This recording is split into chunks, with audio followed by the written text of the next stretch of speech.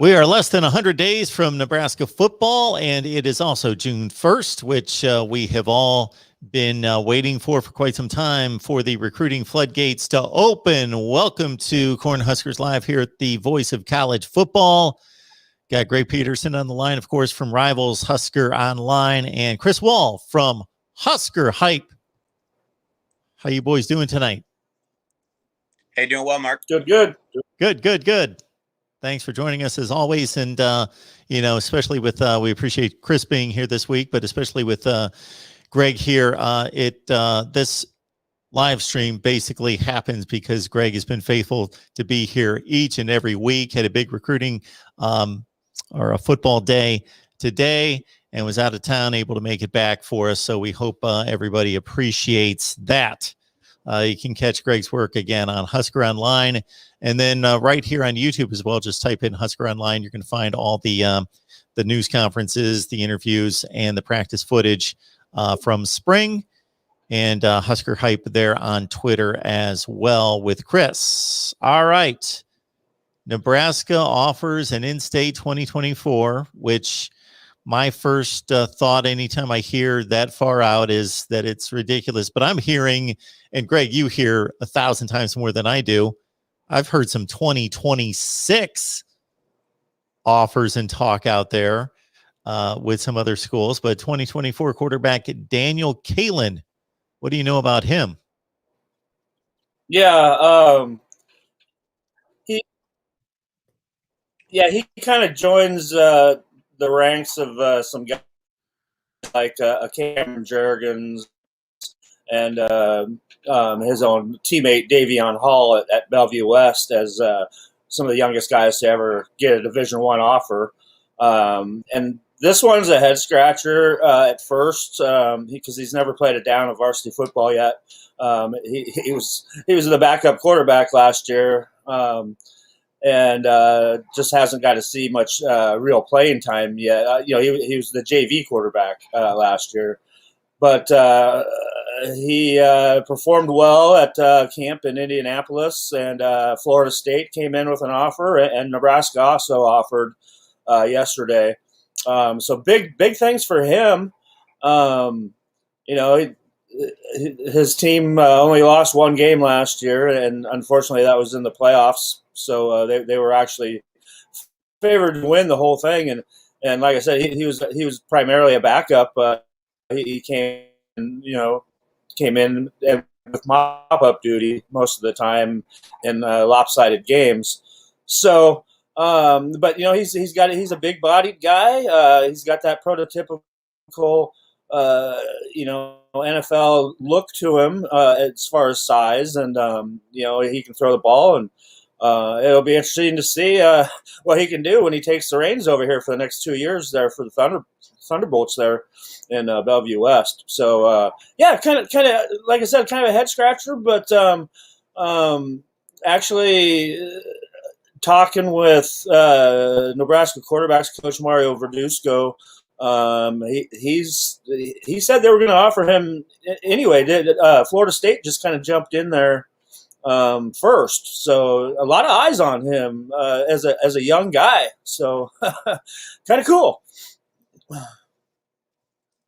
Music, thank you so much for letting people know on Facebook that we're here. So again, everybody else can do that as well. We would love to get this rolling and get a bigger crowd in here each and every week. We've been consistent with Tuesday night at 8 o'clock Eastern and 7 Central. So please let everyone know, whether you just go right ahead and share the link or just let people know to join us here. If you go straight directly anytime to the front page of the Voice of College Football YouTube channel, Nebraska, you're going to find us right here again with content every day. But our live stream featuring Greg's work in particular on Tuesday night. We got Chris Wall with us as well from Husker Hype. All right, Chris, not necessarily thinking that you've got a take on this. I don't know. Okay. Hit me. Oh, the recruiting trail? Yes. Yeah, I don't know. It's just been kind of dead lately, but there was that one. There was another one today. The kid from Southeast. Who's the kid from Southeast that got the offer? I'm not for sure who it was, but there was one today, the kid from Southeast that got an offer. But I just think in general that they're trying to kind of get out in front of a lot of the younger talent in state, just to recognize them early on, build those relationships, and then hopefully keep a lot of these big recruits in state, which they haven't been able to do a ton of lately with the really highly recruited guys and ranked guys. Is I think they'll be able to do more as they produce more wins, but.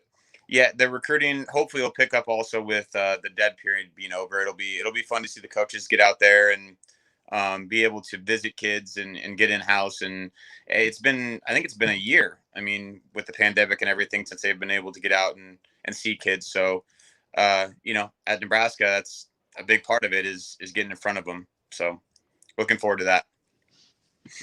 Running back Jacques Yant has earned a scholarship that was announced today as well, and he turned some heads, of course, in the spring and gained a lot of attention.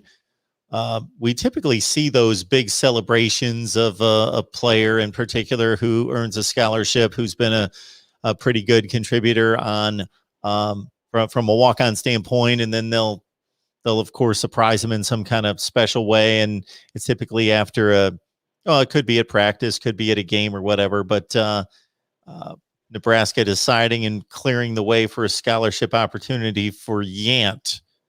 So, Greg, starting with you, what kind of opportunity do you expect him to have? Of course, we got to make it all the way through August in regards to this running back room and the decision on who's going to play, who's not going to play, distribution of carries. But do you think he's got a pretty good shot of earning some substantial playing time? Oh, absolutely. He's right there in it. And, we got the news today while we were driving, and, it's not a surprise to anybody at all. I think you think the transfer portal for something like this is, they lose the running back last week, opens up a scholarship, and I think it's a no-brainer to be putting Jacques on scholarship since he's earned his way on there. And, I think you do that as well as keeping him happy, and you don't have him entering into the transfer portal. So, with what he did during the spring, he's thrown himself right there in the mix. And we'll see how this running back room, this is going to be one of the more interesting battles to watch when fall camp starts up to see who, starts there that first opening night there in Champaign. Like we've talked about, Gabe Urban and Marvin Scott have both solidified themselves as up there in that, rotation. So I think you add Yant there, and we're still yet to see, USC's the transfer from USC and stuff. So it's going to be interesting to watch, and I absolutely think that you're going to see Yant play a substantial part moving forward on this offense. Yeah, I agree too. Yant's just a big dude, and hopefully Nebraska can kind of get back to establishing a run game that features a running back, right? That maybe doesn't necessarily feature the quarterback as the featured runner all the time. So many quarterback draws and design quarterback runs, and of course you want the quarterback to be able to run, but you want these running backs you got in here to be able to produce. And I think that Yant is definitely in line to get some carries right along with Scott. And like Greg said, I'm really excited about Irvin, and hopefully Step heals up as well. So happy for Yant. That's awesome. Congrats to him. And then one more thing, going back to the recruiting, we were talking about the one guy. I think Greg kind of faded off there for a second. Yeah, sorry about that. My connection died. Good. My buddy John just texted me. What's up, John? He said it's his name's Jake Applegate or Applegate. Yeah, he was offered today. Tornado warning. That's exactly what it is. And because I'll explain this to everyone, because hopefully I can shut off my phone. Because my phone call-in system has to run through my phone. It's always connected anytime I turn on my audio board. So go right ahead. Sorry about everybody. That at least wakes everybody up. That if they weren't listening before, we've got everybody's attention now. Either that or there's Amber Alert going on. Yes, that's That's what we had there. No, getting back. This is the Wild West. Kind of like the way I'm liking to put it. Just opened up today, and Nebraska's wasting no time whatsoever. They are going to host. They're hosting some 18 prospects this month will be in for individual private workouts, and Jake Applegate was the first one to do that, which happened today. Moving forward, they're going to do most of these on Fridays when kids are coming in on their official visits, and so the coaching staff can also all eyes can be there on these individual workouts. So the rest of the coaching staff will be out during the rest of the week and then be back on Fridays and the weekends here for the next month or so. But yeah, Jake Applegate's a kid that we've got plenty of video on from this past season at Lincoln Southeast. One heck of a football player. He can play multiple positions. A guy that to me was a no-brainer offer. He's the top kid in the state that doesn't have an offer at this point. And he plays wide receiver. He plays safety. He plays linebacker. Great hands. He probably one of the best play. I think the best play that we captured at Husker Online this past season was made by Jake Applegate on a tremendous catch over the middle, and I think he put 3 spin moves on guys and ran over like 3 other guys for a touchdown. It was great. But he can do stuff like that. He's a playmaker. The biggest thing is where do you put him? Where does he help you out the most? Is it at tight end? Is it at wide receiver? Is it a safety? Is it at linebacker? So yeah, very happy for Jake. It was kind of funny. We got the news. We knew he was in. His workout started, I think, about 10 a.m. this morning, and we'd hit the road about 9:30. But kind of funny that I was right in the middle of interviewing a couple of his former teammates that are participating in the Shrine Bowl in Nebraska here this Saturday, and they are both walk-ons. So they'll be future Huskers as well. And I just found out 5 minutes after I got done talking with one of their names. Maddox Burton's one of them. Travion Thompson's another one. Both from Lincoln Southeast, and 5 minutes after I got done talking with them, we found out that Jake had got offered. So I had to go back, and they had just heard right as before I had walked back over to them to discuss it. So they're super happy. Nebraska's done very well recruiting Lincoln Southeast. Inside linebackers, Coach Barrett Rude's a Lincoln Southeast graduate, and nemesis anybody that grew up in Lincoln and had to play against the Knights. Just like yours truly here. So, great, very happy for Jake. And like I said, not a surprise. And I wouldn't be surprised if you see a commitment here very shortly, very short. I don't think there's a lot for him to be thinking over. Talking Nebraska football here every Tuesday night, 7 o'clock Central Time, 8 Eastern, featuring Greg Peterson, Husker Online from Rivals. We got Chris Wall on the line tonight from Husker Hype on Twitter. All right, so we got the big weekend coming up here on Friday, June 4th. That's for everybody across the country. For the Huskers, it means 8 is the list I see here. Greg, you want to, as I throw you these names, give me your profile take on these guys? Yeah, sure. We got defensive lineman Nico Davalier out of Arkansas.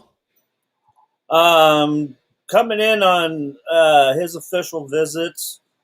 I don't know a lot about him. I'll be honest here. It's not something I've really looked too closely at here lately. I guess we'll know more about these guys after they come in and out. We got the big Friday Night Lights camp that is going on this Friday, and we just found out that today that we are going to be able to be allowed in. We weren't sure up until about 2 o'clock here this afternoon. But Nico, Like I said, I really don't know a heck of a lot about him. Okay, we can keep moving. We can keep moving unless Oh, you got I don't want to make anything up here.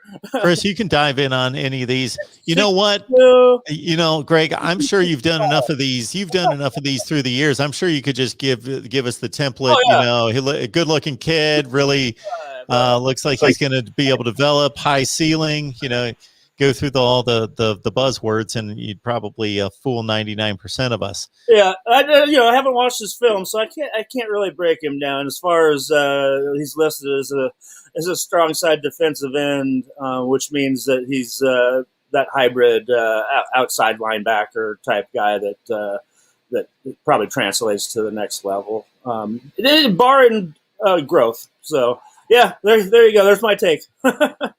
Well, staying on the defensive line, you got Jalen Marshall out of St. Thomas Aquinas out of Kansas. Yeah, he's undecided. Big guy, 6'5", 275. Oh yeah, I'll be interested to take a look at this kid up close and personal. Overland Park, Kansas. He must. There must be some ties there. I'm thinking with Turner Corcoran possibly. But yeah, another big defensive tackle. Obviously, that's a position that you're always trying to load up on. So we'll see. And when we're talking about these guys that haven't had a chance to visit here yet, this is once they're here. That's when we start talking to these guys. So those phone calls start going after their visit weekends are over and they're back home. So we start to learn a lot more about how closely that these guys are. But right now, he'd be number one on Nebraska's board on that defensive line. So if you want to say wish list wise, right now Jalen's up there at number one. Okay, we've got an offensive tackle in Ashton Craig out of Indiana. Another guy that has a lot of interest here. Indianapolis. There's a few prospects that are liking Nebraska right now from that area, and he's another big-bodied guy that looks like he'd fit in here. And like I said, we'll know more about his thoughts here after he heads back home. Justin Williams out of Dallas, Georgia. It seems like the Huskers and Scott Frost going to Georgia quite a bit here recently. And again, Justin Williams, running back out of Dallas, Georgia. Yeah, I think, we've talked a lot about the state of Georgia and the success that Nebraska's had there. And I think that's maybe your biggest target state now. And, you're always looking at these skill type guys coming out of the South like that. And, you hope that they like coming and playing in the cold a little bit. So, another guy that they covet quite a bit. So, a lot of Georgia ties as well. So I figure when he's here, he's going to get the 5-star treatment from those other Georgia natives that are on the roster. Chicago, Illinois' Valen Erickson is an offensive tackle coming in this weekend. Yeah, if I'm not mistaken, I think he's been here unofficially already. So he's making this one as official, and they've got him very high on their board, and vice versa. He's got plenty of interest in Nebraska, so I wouldn't be surprised if he might be a kid that pulls the trigger soon and commits. Tight end, good position for the Huskers in recruiting the last few years. Chase Androff out of Lakeville, Minnesota, 6'6", 230. Yeah. Since we've talked about the big names coming out of Omaha, the two tight ends from Bellevue West that don't have interest in Nebraska, and so this is Nebraska's number one target for tight end in this class, and they've got a really good relationship going on, and another kid making a return to Lincoln, and another guy that I could see committing here sooner rather than later. Here's a quarterback for the 22 class visiting this weekend, Richard Torres out of San Antonio. Yeah, he's now the number one target quarterback for this class, and he's going to be in, and he's doing a private workout. Or actually, no, he's not going to work out. Yeah, that's the funny thing is he actually asked Coach Verduzco if he wanted him to throw and participate in Friday Night Lights, and Coach Verduzco and Coach Frost said, "Nope, don't need to see you throw. We've seen enough." We had been talking a lot about MJ Morris being that big key or that big target at quarterback. Nebraska's moved on from him, and now Torres is that number one target, as well as the other quarterback out of Hawaii would be their 1 and 2 targets right now, and they're working hard to get him in for a visit as well. Which those kids out of Hawaii haven't. The COVID's really hurt their recruitment, and with Nebraska's ties with that state, if Torres doesn't pull the trigger, then look for him too.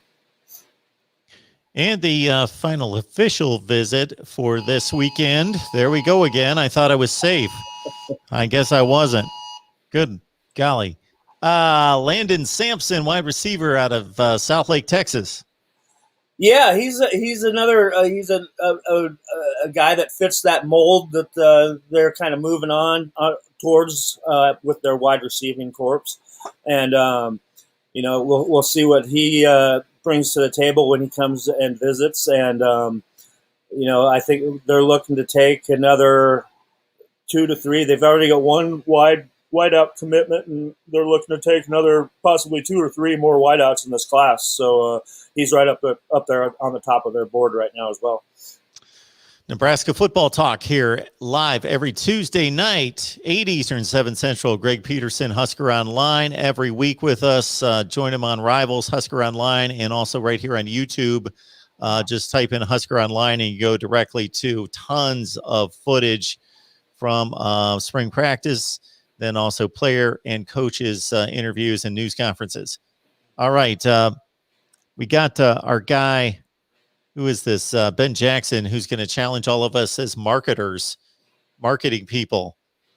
What is Nebraska's strategy going to be for NIL and recruiting? Well, it only helps out Nebraska in recruiting. I think you're already seeing the early push with name, image, and likeness going on right now, with Adrian Martinez having a podcast now. So you're going to start seeing this kind of things, for like your more high profile athletes, like like your quarterback, say like Alexi's son on the volleyball team would be another one that would be demanding that kind of stuff. So this is what you're going to see first. Is going to be a lot of podcasts, a lot of radio stuff.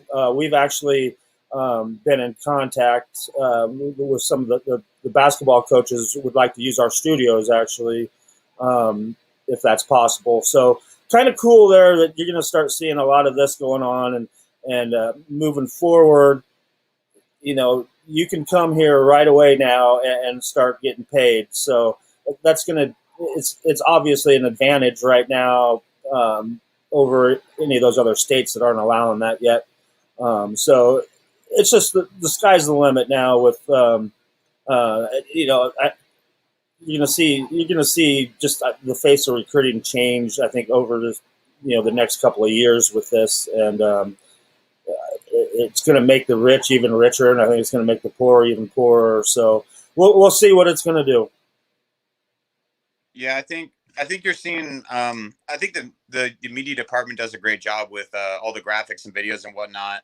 And again, I was talking to my buddy John, and he was mentioning how they're partnered with. I think it's called Open Doors. Yeah, we partnered with them as well, and they've definitely they got out in front of this as a marketing company to help out athletes, and getting their their brand out there, and it's kind of a cool thing because it's operated by a bunch of former Huskers and stuff as well. So yeah, we worked with them for the last year.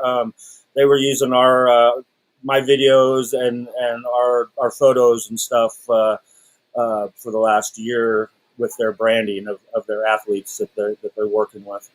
That's awesome. I think anything Nebraska can do to gain an edge like that in recruiting is great for them and definitely will help them.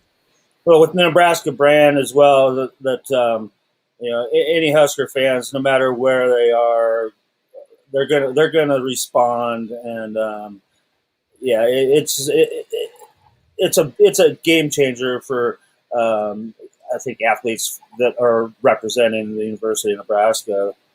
It's only going to be the good for these guys. Yeah, absolutely. You guys see the ticker at the bottom of the screen. There's a number of ways you can help us build the channel and build this show in particular. So you can contribute through the super chat. You can also, if you understand the YouTube situation and want to contribute directly, just hit me up on PayPal, Cash App, and Venmo, and go to MarkRogersTV. But if you do and you want to contribute directly to this show, just let us know that this is for Nebraska in particular. Share these links out on social media, because there's folks that follow you, who talk to you every day, or in contact with you on Facebook and YouTube, and of course on Twitter, that have no idea that we're here talking Nebraska football every day, posting content and talking every week on Tuesday night. So let them know that we are here. All right, 904 Hurricane.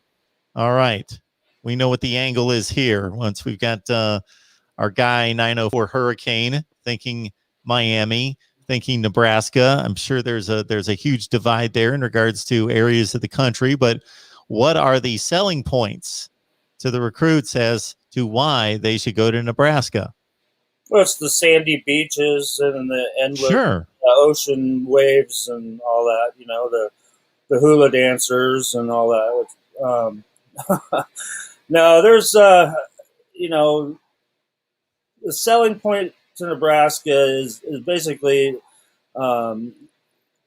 trusting in the coaching staff. You know, believing in the coaching staff, believing in what they tell you.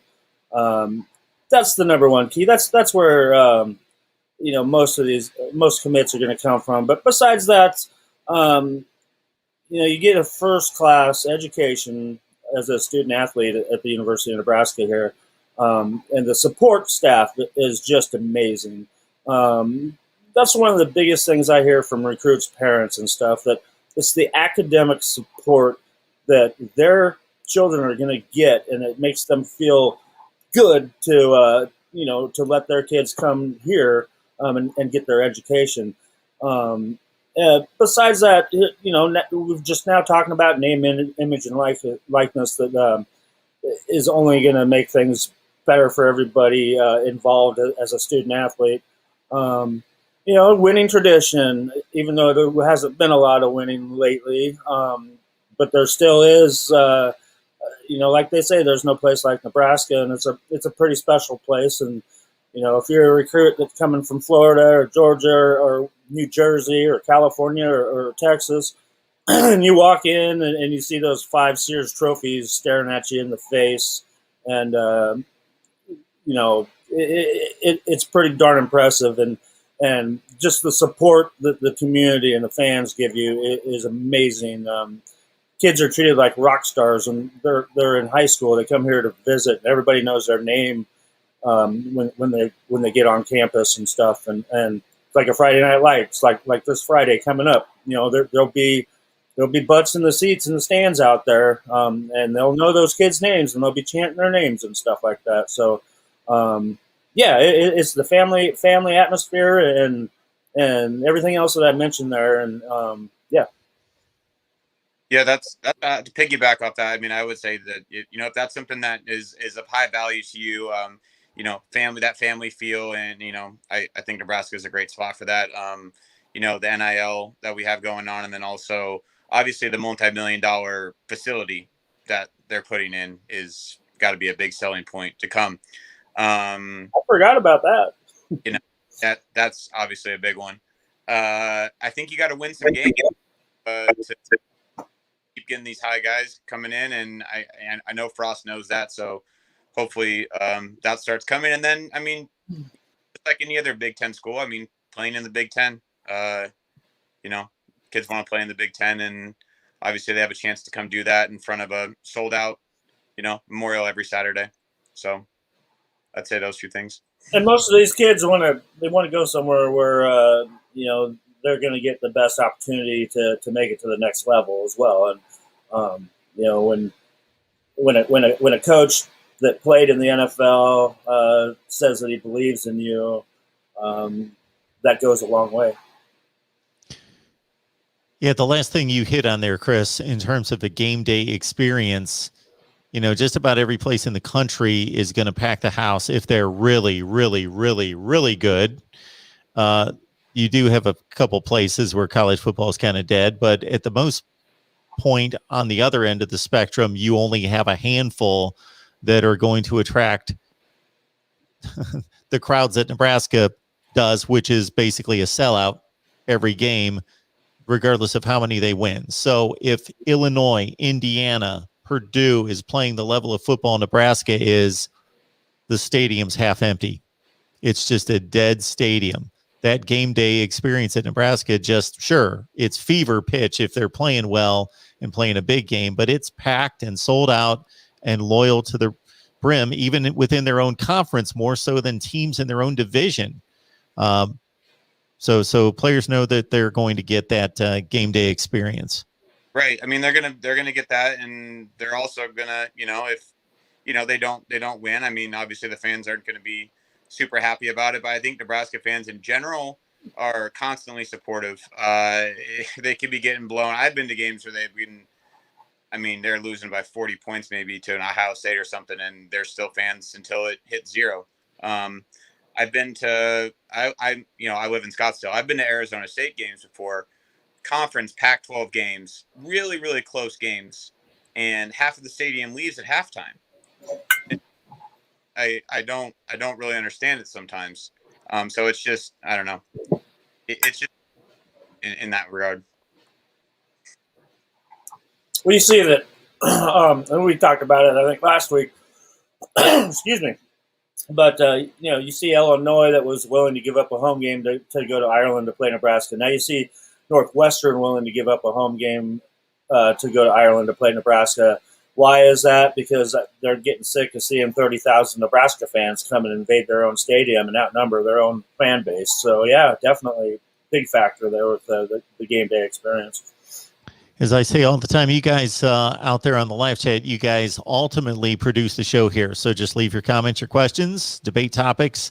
I will pass them on to Greg and to Chris, and I will chime in where I feel like I've got something to say. All right, so we got John online here. Why is the staff going out on the road Tuesday through Friday instead of hosting welcome back parties like Florida State, for example, and other schools who are out recruiting us? I think I kind of explained what they were doing there. They're out. Yeah, I mean, they're out Tuesday through Thursday, hitting different states, getting eyes on kids, getting out there because that's what you got to do right now. And on Friday, the whole staff is coming back, so they're hosting individual workouts so that they can spend quality time with these kids while they're here. And then there's definitely barbecues and parties and stuff like that going on while they're here. So that's kind of their formula going on right now. And trying to get the jump on recruiting because they have not been able to go visit kids anywhere, and the way they have these set up is that it's like a big red weekend every weekend here in June. There as many kids as possible coming, and they'll be here during the weekends. So that's kind of what their formula is right now. I guess it's just kind of how Frost is in general too. I mean, he's not like Norvell. It's gonna. Did you guys see what they did at Florida State? Did you happen to see it by chance? I know that there was some kind of midnight madness kind of feel to it. That's the only thing I heard. Yeah, I think he kind of rolled up in like a elaborate car at midnight and welcomed some recruits at midnight or something like that with neon lights. And I don't know. I mean, it was cool. I mean, it was cool.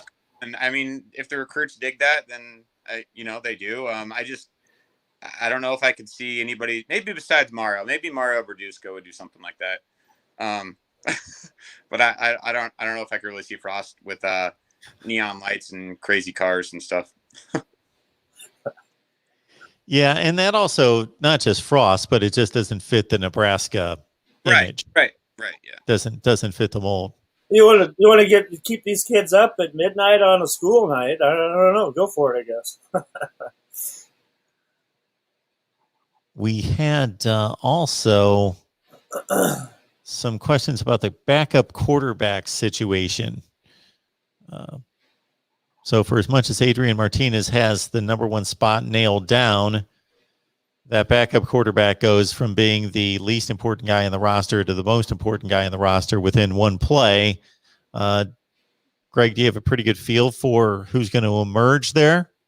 Yeah, I think it's true freshman Heinrich Harburg that wins that second job, that number 2 slot, just by the progress that he's shown in just a short time here. Had a great spring and really was miles ahead of where the coaching staff kind of figured he would be right now, which basically shut down in any other looking at the transfer portal of adding another quarterback to that quarterback room. So I think it's Heinrich Harburg, followed by close Logan Smothers. But you never know. I mean, fall camp, it's going to be a battle. It's going to be a competition. And I know both of those kids pretty well now, and I think they welcome the challenge and may the best man win. And basically, they're right now playing for the starting job next season, unless Adrian Martinez wants to stick around for his 12th year here. So, yeah. Yeah, I don't know. I've kind of had a bit of an unpopular opinion with the quarterback situation. A lot of people disagree with me. I personally thought that Nebraska should have gone after the departure of Luke McCaffrey. I thought they should have gone after a transfer quarterback, not necessarily to challenge Martinez or anything, but just to provide more experience, Division I experience. I mean, I don't doubt the talents of Harburg and Smothers. They've never taken a college snap, and it's a little bit scary to go in there to think that, heaven forbid Martinez goes down, or maybe he's just not what we think he's going to be. And you got to go to that number 2 guy. And then you're really relying on him to, get you those wins. And to me, that's a little bit scary. I'm not saying that they can't do it, but I just thought they would have gone after a transfer. And as far as the backup goes, I would probably say Harburg just because of his size and his skill. But I wouldn't honestly count out Matt Masker as like possibly being able to contribute, because he might be able to know the system, and he's been there for a while. And if he can do it, I could see him possibly being the backup guy if need be as well. So, and then just going back to Martinez, it's his year, and it's his time to prove it. And obviously it looks a lot quicker, but it's going to come down if he can make the reads and if he can get the balls to some of these Omar Mannings, and Fadone's hurt right now, but Fadone's, Betts, these big wide receivers. So I think it's going to come down to that. For everybody watching us live, and also those people that are on the #rewatch squad, please let people know that we're here every Tuesday night, 8 o'clock Eastern, 7 Central. That's the key time zone, of course, 7 Central. So again, send the links out there, share the link with your friends out there on social media, or just let people know that are Husker fans or just college football fans. As you can see, we've got all sorts of fan bases represented in the live chat that we're here every Tuesday night. All right, I'm guessing that it's way too early to answer this question, but I'm still going to serve it up because EC asked it about Thomas Fadone. and an update on his status. Yeah, we're Coach Frost is never going to be the most forthcoming guy when we're talking about injuries, especially during the off season. We're not going to get any of that kind of news. As far as we know, that he's rehabbing and working his way back towards getting himself back healthy and getting into the lineup. So I think we'll know a lot more after summer conditioning's over and we start getting closer to fall camp. You might get an update or two. So kind of just see where he might be on his return. But also, no news is good news when we talk about injuries, and especially with young guys that have that ability to kind of bounce back a little bit easier than us old farts do. For sure. Yeah, I haven't really heard much about him, but what I have heard, his rehab seems to be going good, and I don't know. It'd be nice maybe if he got a few games in towards the end of the year just to get his feet wet a little bit. I do think that they're pretty solid. They're pretty solid at tight end. I mean, obviously he adds a ton, but it seems like they'll be okay without him this year at tight end. So hopefully he just keeps rehabbing, and it'd be great to see him because obviously he's one of those staple recruits of the class, and it'd just be great to see him out there. Ash Huttmocker is a defensive lineman from the 2020 class who plays in the interior, was a top 50 defensive tackle coming out of high school. I don't believe, let me double check on this, that he stepped on the field, at least on defense, last season. So question coming in from Alex concerning the defense being set except for the one corner spot with 10 of 11 starters back if Huttmocker gets on the field and at all in 21. Yeah, Big Nasty. He's a mean one. Yeah, he's definitely in the mix to get playing time. During the spring, Coach Tony Tuioti had singled him out as being one of those young guys that's looking really good during spring ball. So I wouldn't be surprised if he gets himself in the rotation there. And, Nebraska's got a lot of bodies to work with on that defensive line. And, that they're going to want to get a good rotation going in there to keep bodies fresh and to keep pressure on the opposing offenses. So, yeah, I expect Nash to be to contribute this year, definitely. Yeah, he's a load. I mean, he's just a big dude. He's he's a state champion. Nasty wrestler. I don't know if he's really that tall, but he's just a big kid. I mean, he can squat a minivan, and I mean, he's just huge. So need some big guys to get in there and take up some space, and let some of those linebackers gobble up some tackles. So I think you could see him a little bit. International Matt 1, looking at the return game on special teams. What will the Huskers do to improve the return game? Kickoffs and punts. Who catches your eye? Xavier Betts has a lot of speed. Yeah, I don't think you see Xavier Betts doing a lot of return. They've got a lot of bodies back there to do that. And with Mike Dawson taking over the special teams, kind of the head of the special teams, we won't really know what kind of changes he's going to make. Now with the kicking game and the punting game, right now they're looking for some consistency. And I actually met a young man today who's a walk-on out of Ord, Nebraska, and he's expected to actually win the kickoff, or at least the kickoff battle, and maybe even the entire place kicking job there.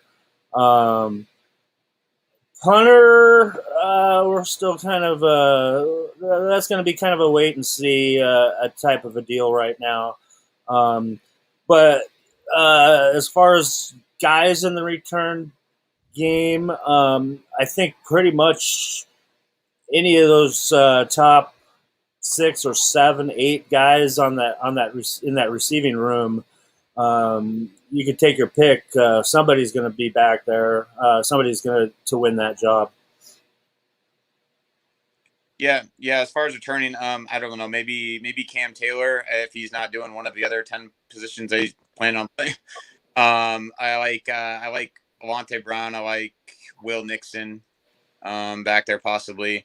As far as punt, man, I don't even know how many punts we actually returned last year. So I think they got to figure out some type of blocking scheme before they even worry about returning punts.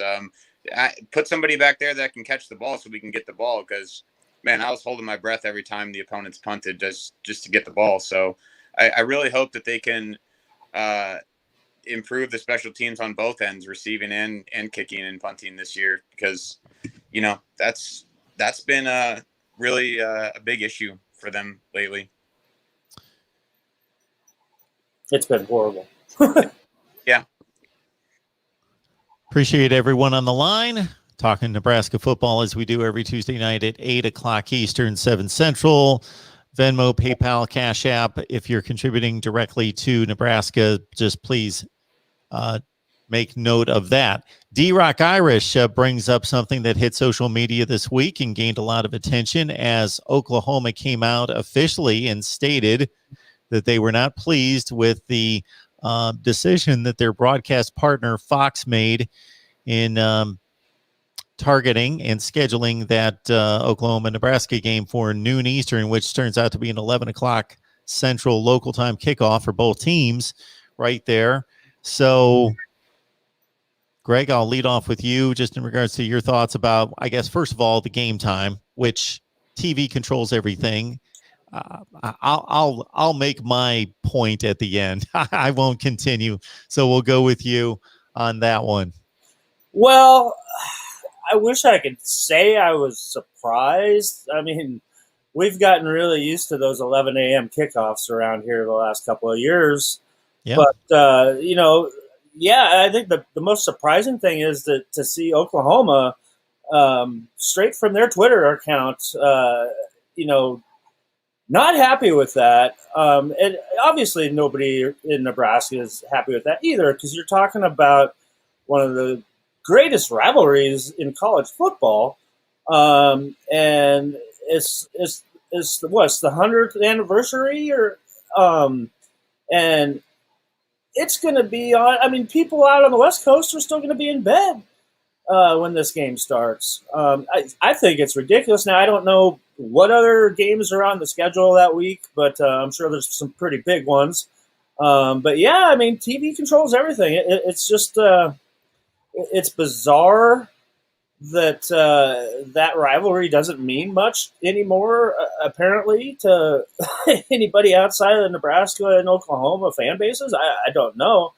But it's just, I think Nebraska fans are starting to get fed up with the continuous slaps in the face. The baseball team just unbelievably is ranked 18th in the country, and they end up getting pretty much the 32nd seed in the NCAA tournament.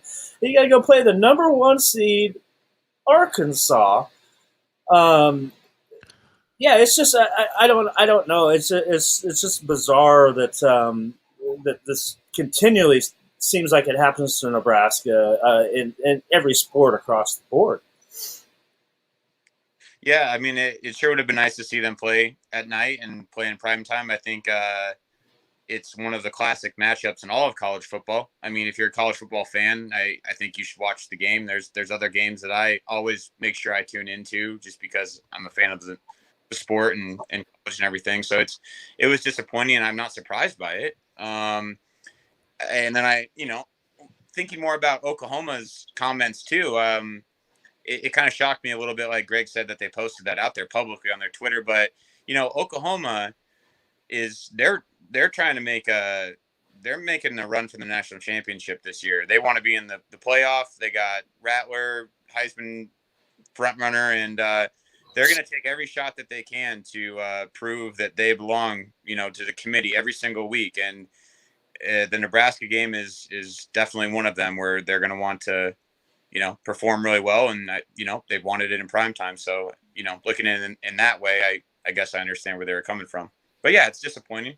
I'm super pumped for the game, and I hope Nebraska competes. And there has been, just to add on there, that there has been no public statement from Nebraska on this. So, and I don't expect them to say anything. Right. So all the various ESPN networks / ABC, they've got a slice of every conference. They broadcast all the games from all the conferences. Not all the games, but they represent all the conferences. With Fox, it's the Big 10, the Big 12, and the Pac-12. They don't have the SEC or the ACC. And then they go, I'm not going to try to even go through it, and I think it changes with each I know that it changes with each contract, but in regards to the pecking order, I think it's pretty easy to see, for example, that up until 2017, that the Ohio State-Michigan game, which is going to be one of the first ones taken off the board by the networks, was an ABC first. ABC got its first selection. They were almost always taking that game. That's why it was on ABC every year for a zillion years through 2016. As soon as Fox got the contract and wrestled away that number one pick in 2017, well, the Ohio State-Michigan game's been on Fox every year, 2017, 18, 19. And that continues through whenever. So we know that the game, despite upsetting some people that want to get up and watch the game, and also we're thinking, like Greg mentioned, about what kind of national exposure is this game going to get across the board, especially on the West Coast. It's going to be marginalized, compromised to a certain extent. At least it's the number one selection of the day from Fox, because that has become their window because of ESPN and ABC's dominance in the 3:30 time slot, and especially in prime time, that they've tried to pump up that particular window, even to the point where the Pac-12 was just wanting eyeballs on its best game so much that when they finally decided to play, and of course they were the last conference to the field last year, threw out their best game of the week in week one for them, Arizona State USC, for noon Eastern, meaning 9 a.m. in Los Angeles. For now, this happened last year after the pandemic. So Herm Edwards and Clay Helton were saying, we've got a wake up call at 4:30 in the morning. It's one thing for all of us if somebody says 9 o'clock in the morning, you're going to have to go run errands. Okay, well, maybe you don't like that. You'd rather sleep in a little bit. But to have to run a 4:3 and hit somebody full on at 9 o'clock in the morning, that's a whole other deal. Goodness gracious. That's a lot to ask those guys. Crazy. Why even go to bed if that's going on that night? To a certain extent, yeah. So at noon, a few of these games, it's not been designated where they're going to be, but you would think Michigan State, Miami, they're scheduled for noon. They're going to be on a major network somewhere, ESPN2 at the least. Right. So that one's not scheduled. But again, Oklahoma, Nebraska, of course, on Fox. West Virginia, Virginia Tech's a noon game at FS1. Michigan, Northern Illinois, not a big deal on the Big Ten Network. And that's it for the noon window. So you got to figure they're slotting Michigan State, Miami. Maybe that sounds like an ESPN game or an ABC game.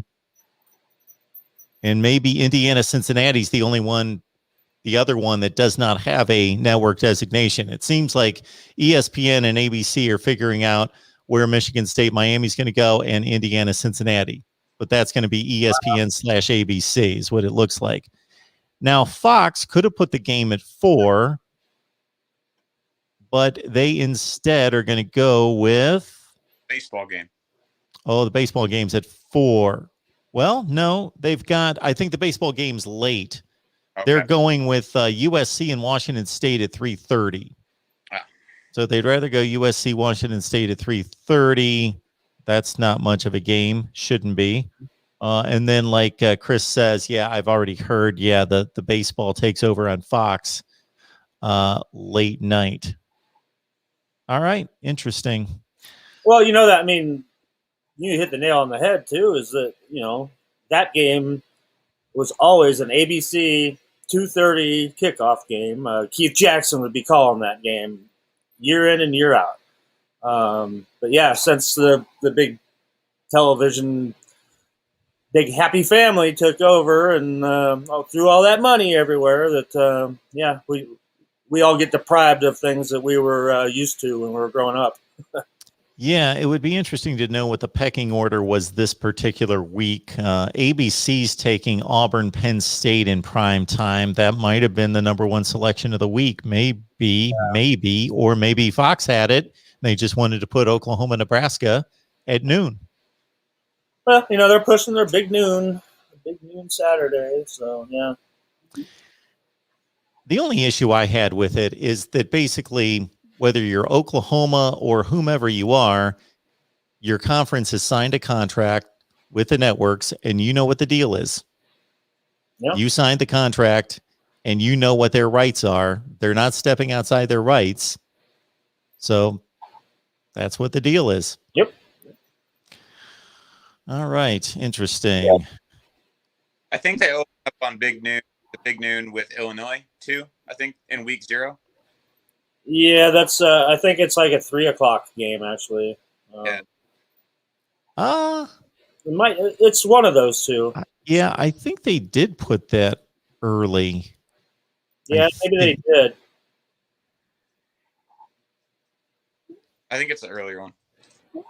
Wait a minute, that can't be right. Well, it's not at noon according to ESPN. If this schedule is correct, it says it says 1:00. Oh, 1:00. Okay, 1:00 on Fox, because there's hardly anybody playing that week. There's really only 2 Power 5 games that week. UCLA's playing. I believe it's a noon Central Time kickoff. So yes. There you go. Yeah. So. Yeah, and then it's UCLA and Hawaii, I think, play. Yeah, they're on ESPN at 3:30. All right.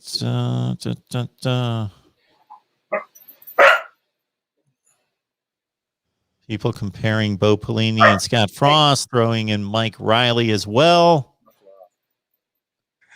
We're going to take maybe a week off from answering any Scott Frost on the hot seat questions. If you want to check out my video on coaches on the hot seat, I listed 8 of them, and then I threw in 3 wild cards, and the 8 are not going to surprise you, but there's usually 1 or 2 guys that get fired the day after the season ends that come as a bit of a surprise. Most of them are, okay, we knew this was coming if they underachieved, but there's usually 1 or 2 that come out of nowhere that are a bit surprising. Yeah. Hey. All right. Anything else? Thank you so much, everybody jumping online. And I would ask you to do this again. Please let people know that we're here every Tuesday night. We would love to get a huge crowd in here as we roll toward August camp. Think about it this way. We have stepped into June now.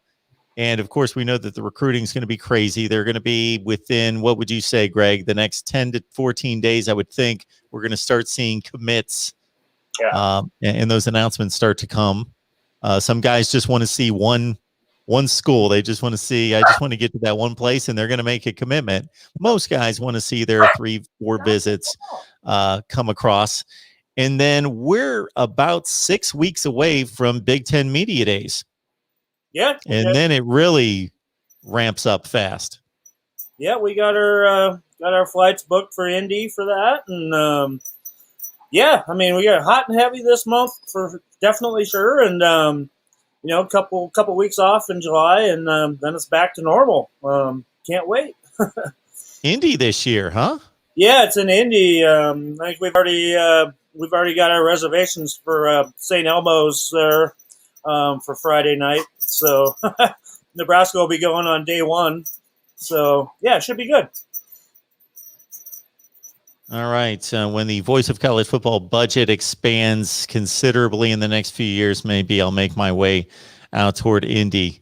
I've caught the American Conference Media Days here that are only about 2 hours away, about 4 or 5 times. We've done that. Yeah. All right. Good stuff. Chris, we appreciate you stopping by. You can catch Chris Wall on Husker Hype. Just go to Twitter, Husker Hype, type it in. He's constantly feeding information and perspective on Nebraska football. Yeah, appreciate it. Nice to talk to you guys. Greg Peterson, Husker Online. This only happens because of him. You would not want me to be here talking Nebraska football for an hour. Would I do it? Yes, but we'd probably be talking about 1995 like most of the time, because for me to keep up with all these teams currently is a bit of a task. We do our best, but we need guys like Greg, who does an amazing job there at Husker Online, and also catch, again, his work right here on YouTube. Same deal, Husker Online. Put it right there in the search bar. We'll be back next Tuesday night, hopefully at 8 o'clock Eastern, 7 Central. And we would ask everyone to subscribe to the channel, hit that bell for the notifications, because sometimes we've got to reschedule. And that way, you know, when we go live and when we post new contact. All right, guys. Appreciate it. No problem. See you later.